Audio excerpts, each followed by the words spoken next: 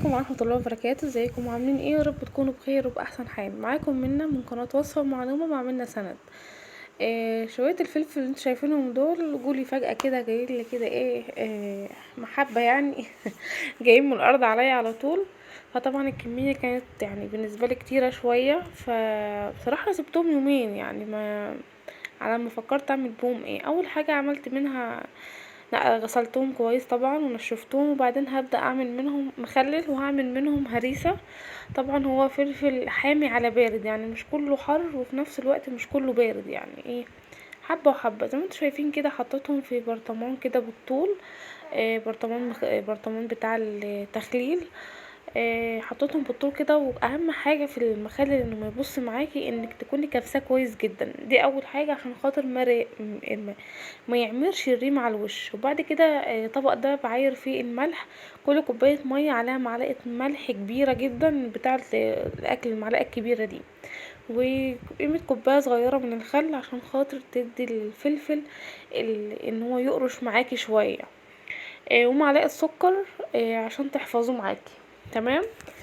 وورق لورا وفصين توم. طبعا انا كبست الفلفل الاول كويس، وبعد كده حطيت معلقتين زيت على الوش، وهبدأ انزل بورقتين لورا كده على الوش برضو، وفصين توم ما فتحتهمش ولا اي حاجة، حطيتهم كده على زي ما انتم شايفين بالشكل ده.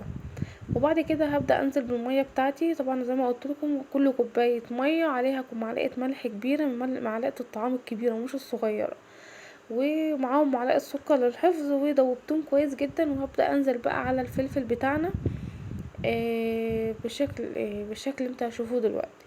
خلاص هنا كنت انا حطيت شوية الزيت للحفظ برضو، مهمة جدا من شوية الزيت الصغيرين دول. وبعد كده بقى هقفل لحد الفلفل ما يتغطى معايا من المية خالص. تمام. بس فطبعا مخلل في البيت حلو واوفر كمان عن بره بكتير، يعني انا مش بعمل على طول. بس اوقات واحد بيضطر ان هو يعمل عشان يوفر شوية. تمام. وخلاص هنا زودت الملح. كنت احتجت كمان كوباية مية، زودتها كوباية مية وكوباية ملح. وهبدأ بقى ايه اقفل البطرمان. وكده خلاص نفتح بقى ان شاء الله عليه بعد اسبوعين، ان كان ليه عمر باذن الله هنفتحه مع بعض من غير مقاطعة يعني. فهو الفلفل ما بيفتحش عليه غير بعد اسبوعين بالظبط، يعني 15 يوم تبدأي تفتحي عليه بقى، يكون هو خلاص بقى جاهز معاكي للاكل والاستخدام. غير الخيار خالص والجزر والكلام ده كله، يعني الخيار 4 ايام يومين بالكتير وبتفتحي عليه. تمام. وده كان شكله بعد ما خلصته. شكله هو واقف على فكرة حلو جدا وده ورق الراولة اللوري. هنا بقى بقت الفلفل بقى معايا بصراحة، يعني ايه، استخسرتهم، خفت يتبالوا بره او حاجة ويبوظوا مني. عشان طبعا نصه حامي ونص بارد، فما كنتش طبعا مش هدوق كل حبايه لوحدها واشوف ايه البارده وايه الحاميه. فانا كنت حاولت اضربهم في الخلاط، منفعش طبعا ان الكبه بتاعتي بايظه، فعملتهم في المطحنه الصغيره. وطلع معايا بالشكل اللي انتوا شايفينه ده. طبعا هينفع معانا جدا في تتبيله السمك المشوي، المقلي، فلفل، بتنجان. بينفع معانا في حاجات كتير جدا. فطبعا كنت كل ما احط كميه في المطحنه احط عليهم معلقه ملح صغيره، وضربتهم لحد ما بقوا معايا بالشكل ده. جبت برطمان نضيف نضيف مفيش فيه نقطه ميه من جوه، ونزلت بالكميه اللي معايا، وهنزل على الوش بشويه زيت واحطه باب التلاجة. هيقعد معايا من اسبوعين ل3 اسابيع، اكتر من كده لا. وعلى الوش شويه ملح وبعدين نحط الزيت وهنقفله ونحطه في التلاجة. زي ما قلت لك هتاخدي منه مثلا مع التوميه بقى. انا لو كان عندي توم فريش كنت طحنته معاه، بس انا التوم عندي مفرزاه في الفريزر لوحده من فتره يعني. فهم قافله بقى، حطاه في التلاجة.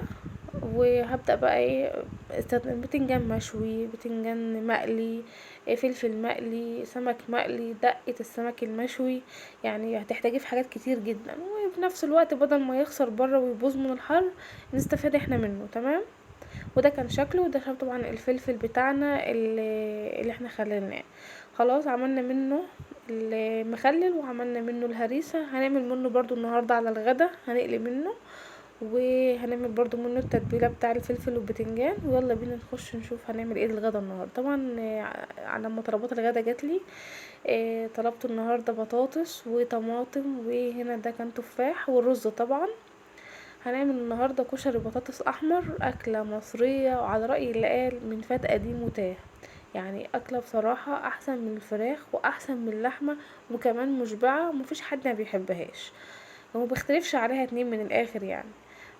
دي الطماطم. هبدأ بقى اطلع حاجتي كلها من الاكياس، وابدأ اشوف مثلا انا هحتاج ايه، هبدأ بايه. ودي البطاطس. وكمان على فكرة هي اكلة اقتصادية وموفرة جدا بالنسبة للغلاء اللي احنا بنعاني منه الفترة ديت. وان شاء الله ناوية اقدم معاكم وصفات بسيطة جدا بعيدة عن اللحوم والفراخ، عشان خاطر نقتصد ونوفر شوية.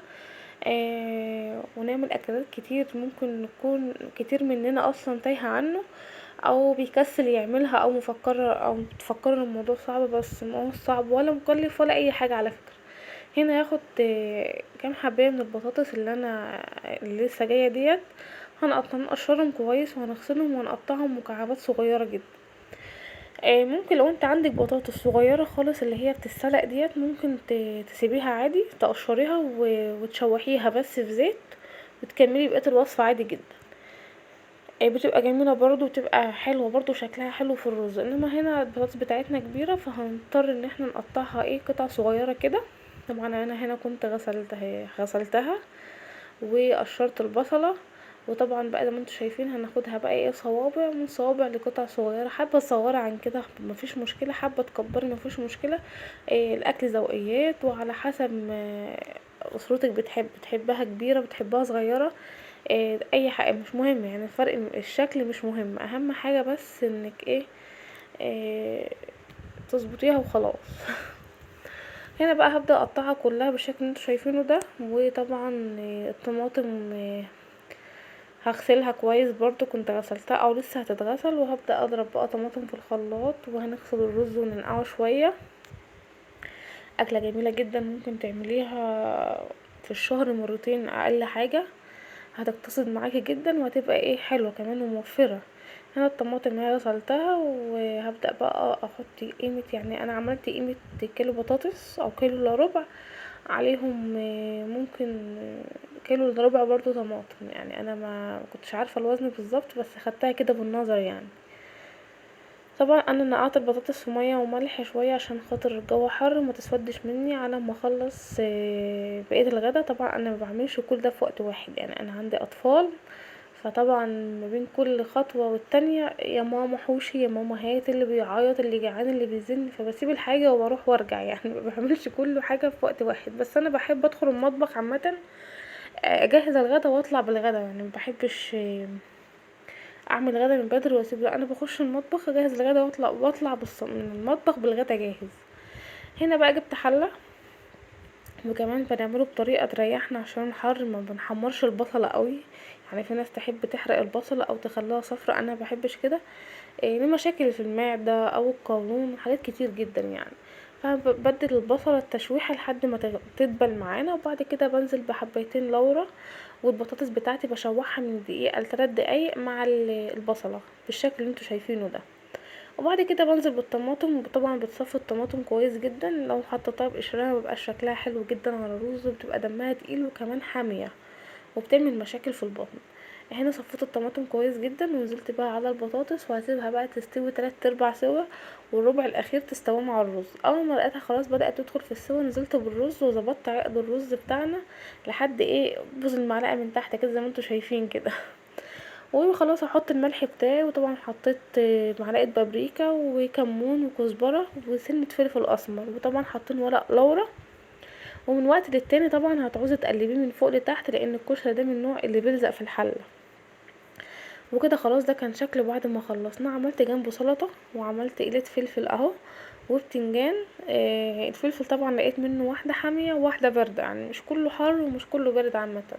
وده شكل الرز بتاعنا. اكلة ممكن بقى يعني بزودها كزبرة خضرة بس ما كانش عندي كزبره خضراء بتمشي معاكي في الاتنين، مفيش فيها اي مشكله وما بيشتكيش. يعني الرز مستوي والبطاطس معايا مستويه. هنا عملت بطاطس طماطم وفلفل وبصله سلطه شرايح زي ما انتوا شايفين كده. وهنا قليت فلفل قصدي البتنجان بالطريقه العاديه جدا.